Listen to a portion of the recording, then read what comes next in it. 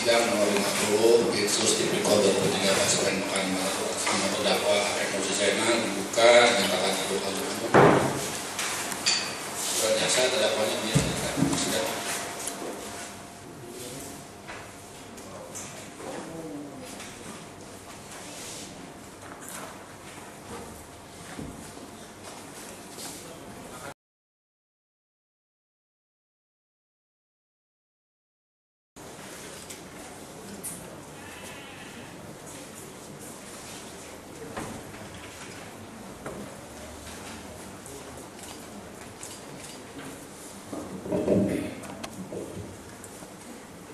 Jadi Pak, saya itu dipanggil ini kan selaku technical delegate untuk cabang olahraga juga. Nah, selaku technical delegate itu kita mempunyai tugas antara lain memeriksa venus yang akan dipakai olahraga, kemudian mengawasi pertandingan yang berjalan dan sebagainya. Jadi ada saya di penugasan selaku technical delegate. Nah, kemudian ketika akan dimulai menghadapi PON 2012, saya diminta untuk menuju satu lokasi untuk dibangun Tenius, gitu Pak. Nah, kemudian proses selanjutnya terjadi perpindahan lokasi. Kemudian selanjutnya ya disitulah di lokasi, ya saya tahunya itu. Terus kegiatan selanjutnya pada saat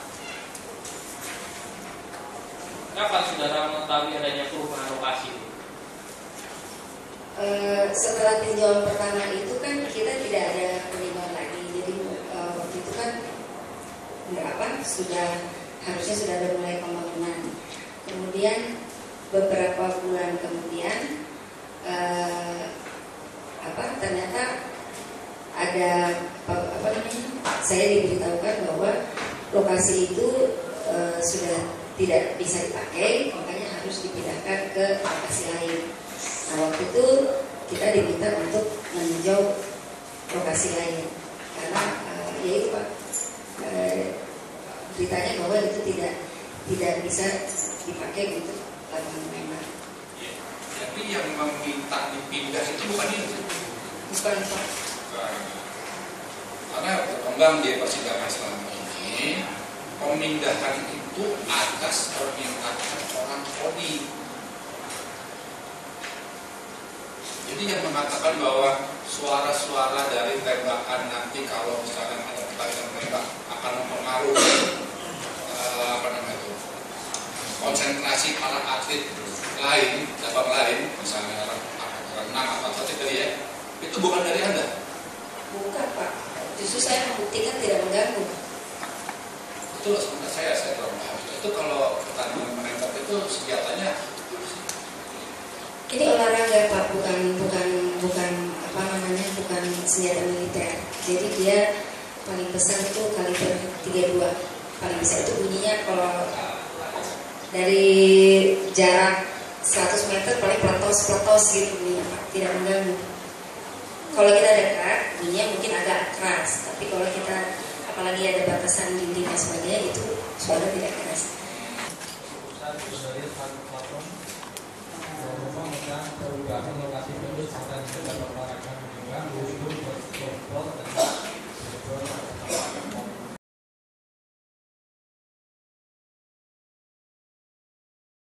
selaku bagian keuangan ya, tugas saudara apa itu? Ya, manajer keuangan. Manajer keuangan, ya tugas saudara itu apa? Mengelola fungsi keuangan, akuntansi dan perpajakan. Itu keuangan dari Adikarya sewilayah mana saja? Wilayah Aceh, Sumatera Utara, Sumatera Barat, Riau dan Kepulauan Riau. Ini termasuk keuangan PT Adikarya yang di Riau juga di bawah kendali saudara ya? Benar. Saudara masih ingat pada tahun 2012 setelah bulan Februari itu ada pengeluaran yang pengeluaran uang dari PT Adikarya cabang Riau. Masih. Coba kalau saudara masih ingat. Untuk apa saja? Ya, yang maksud terkait dengan terkait ini kan yang pertama yang 3,9 apa itu? miliar. Coba ceritakan yang 3,9 miliar dulu. 3,9 miliar itu saya diinformasikan oleh Pak Yudi selaku manajer operasi yang menggantikan Pak Didi waktu itu transisi, kemudian diinformasikan oleh Pak Haji juga karena waktu itu juga saya baru untuk menyediakan dana 3,9 miliar itu. Kemudian diproses di sana Itu 3,9 miliar oleh Pak Diki dan Pak Haji ya. Pak Yudi dan Pak Haji ya. ya Pak Diki juga. Pak Diki juga. Itu untuk digunakan untuk apa? Waktu itu saya mengetahui untuk operasional perusahaan, kemudian rapat kedua ketiga itu untuk terkait dengan tagihan kami yang masih tersendat belum bisa dicairkan untuk proyek-proyek, bisa untuk proyek-proyek ya PON. Nggak disampaikan pada waktu itu apa? Secara tegas apa? Itu alasan formalnya atau memang kenyataannya untuk itu? Nyatanya itu. Dari mana kalau kenyataan itu? Ya, Pak Haji mengatakan Oh, Pak Haji itu melalui telepon atau di kantor bersama-sama Pak Yudi dan Pak. kalau di keuangan itu mencatat pengeluaran keuangan itu ada nggak yang untuk biaya lain-lain kecuali untuk operasional? Tidak ada. Tidak ada. Tapi kenyataannya dalam praktek itu ada nggak yang digunakan selain untuk operasional? Ada. 500 juta. Nah, yang 500 itu siapa? 500 juta Pak Yudi dari awal bilang untuk BM1 itu pasti. BM1, nama mobil. Iya. Terus saya klarifikasi terus bilang untuk Bapak Presiden. Oh, untuk Pak Presiden. Nah, saudara klarifikasinya dengan siapa? Dengan Pak Yudi. Kemudian saya konfirmasi ke Pak Haji sama. Apakah 500 juta ini semuanya dari Medan atau bagaimana? Karena kan waktu itu kita juga berdebat kan, karena kita juga banyak tagihan ke pihak ketiga, banyak proyek yang sudah diselesaikan. Karena waktu itu ada uang 200 ya, 200, akhirnya yang 300 kalau memang seperti ini ya pinjam ke kawasan Riau dulu. Uang yang ada di Medan baru 200. Ya, uang penjualan hotmi kami. Udah berapa kali ya tulisan BM sih? Gimana Pak? Ada beberapa kali ya tulisan BM itu untuk BM. Sehingga saya 1 kali. Kalau udah Lukman Abbas yang tulis juga? Enggak. Sehingga saya enggak. Nggak ditulis.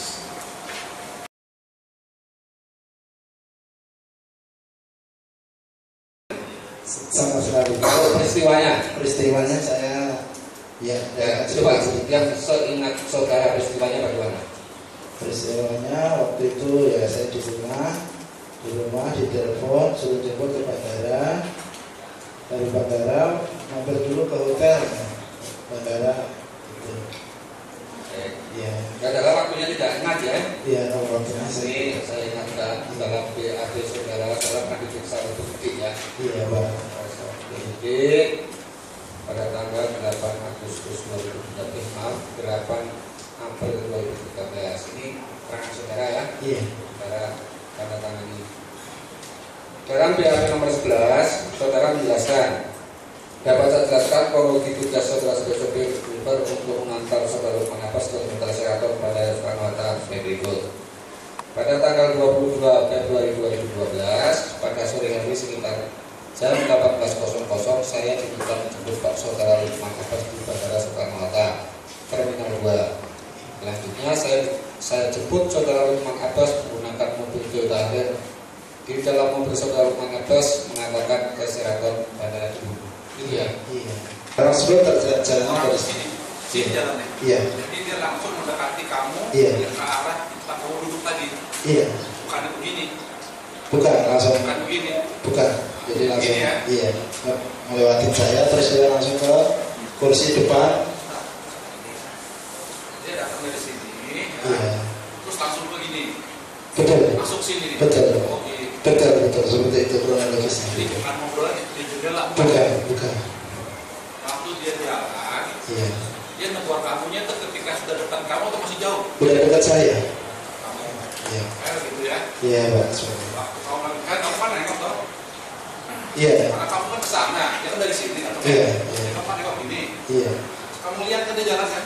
Iya di jalan itu seperti itu. Jalan dari mobilmu ya. Iya. Sini, Iya. kamu yang bukain apa dia buka sendiri gitu ya? Saya buka pintu mobil udah buka sendiri. Buka sendiri. Udah otomatiknya, Iya. ya. Iya. Buka pintu, dia masuk. Masuk. Waktu dia masuk, kamu lihat nggak mukanya? Enggak berarti Mbak. Masa ada orang masuk ke dalam kamar? Iya, cuman kan Pak Lukman udah pesan kalau ada orang yang mau ngambil, kalau udah kenal saya berarti itu udah surat Pak Lukman seperti itu di hati saya. Iya. Ini soal kebiasaan. Iya, soal kebiasaan aja Bro. Kecenderungan manusia. Iya. Ya, bukan soal bertanya kalau kan kecenderungan manusia. Iya. Kalau ada benda yang datang dan dia tahu, dia pasti lihat itu benda. Iya, tahu. Ya kan? Kalau orang jalan di sini, oh ya,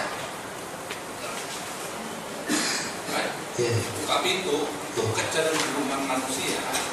Bukan gini dia, bukan. Dia gini. Ada lihat. Iya, misalnya. Hantu atau manusia yang kan gitu kan? Iya. Oh, orang, Iya. oh, kan gitu ya. Iya.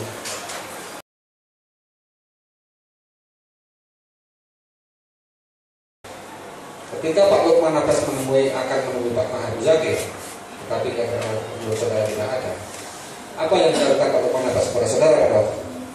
Pada waktu itu beliau menanya Bapak. Saya bilang Bapak tidak di tempat. Ya sudah, beliau bilang saya nitip surat. Beliau nitip surat, sudah saya terima.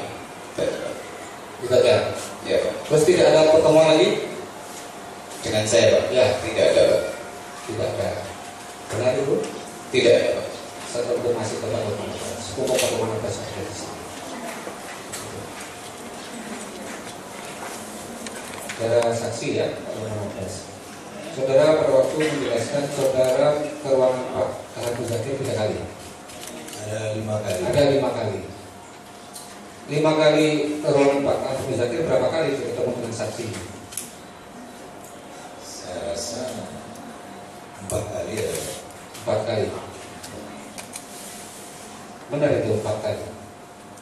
Iya. Saudara pernah nggak bertukar telepon dengan saudara saksi? Dulu ada Pak telepon kamu. Ya? Dulu ada telepon kamu. Nggak, maksud saya saudara kasih nomor telepon kepada saksi ini? Iya juga. Iya. Dia juga ada. Dia juga kasih nomor telepon kepada saksi. Iya. Baik. Mana saudara saksi? Saya ketemu hanya sekali Pak. Saudara ketemu hanya sekali.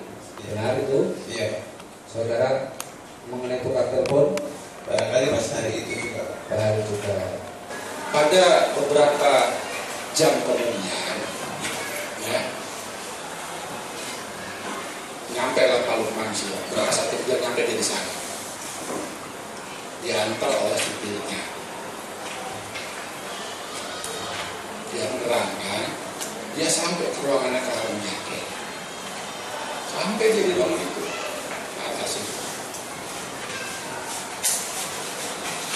Tahu nggak apa yang dia mau mereka? Saya tidak tahu Pak. Nggak tahu. Mereka tuh ngomongin duit. Ini orang keterangan yang dia tuh ngomongin duit di situ. Bukan duit sekarang 2 perak. Duitnya itu nilainya 850.000 US dollar.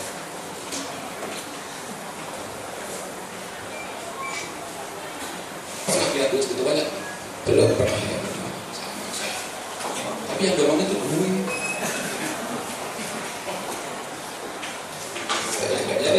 Jadi itu udah kaitannya sangat dekat itu. Karena dia udah bilang mau datang. Oh ya, datang dia. Nanti kata, kenapa kamu turun sama-sama kamu.